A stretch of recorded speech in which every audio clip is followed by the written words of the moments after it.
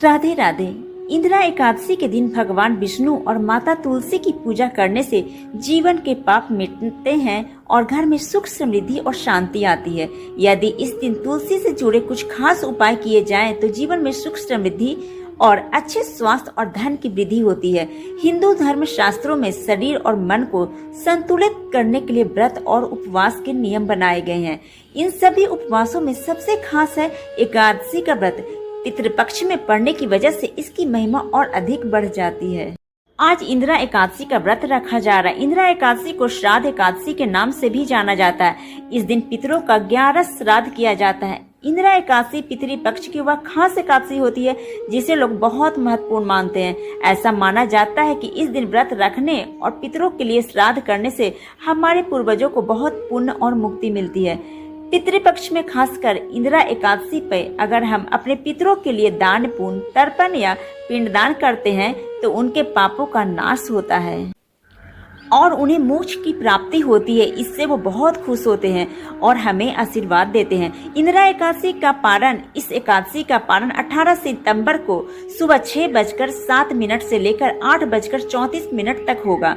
इंदिरा एकादशी पूजन विधि। पूजा के लिए सुबह नहाकर दोपहर के पहले सूर्य को अर्घ्य दें और फिर भगवान विष्णु के शालिग्राम स्वरूप की पूजा करें। उन्हें पीले फूल, पंचामृत, तुलसी और फल अर्पित करें। दिन हल्का भोजन या फल खाएं, इससे ज्यादा लाभ मिलेगा। इंदिरा एकादशी में पितरों के तर्पण का महत्व है।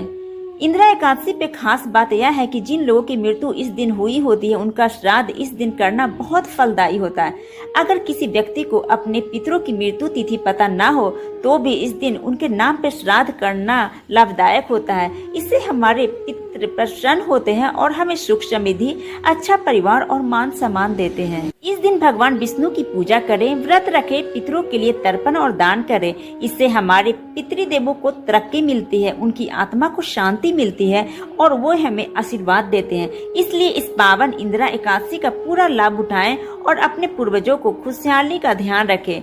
यह दिन उनके लिए विशेष वरदान लेकर आता है। पितरों की शांति के लिए करें यह उपाय। एकादशी पर पितरों की शांति के लिए एक खास उपाय करें। उड़द की दाल से बने बड़े और पूरियों का प्रयोग करें। चावल न डालें, एक कंडा और उपला जलाएं, उनपे उड़द दाल की आहुति दें और भगवत गीता का पाठ करें। गरीबों को भोजन कराएं और उनका आशीर्वाद लें।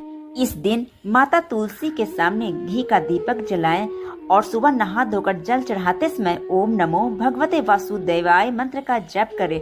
भगवान विष्णु को तुलसी का पत्र जरूर चढ़ाइए। ऐसा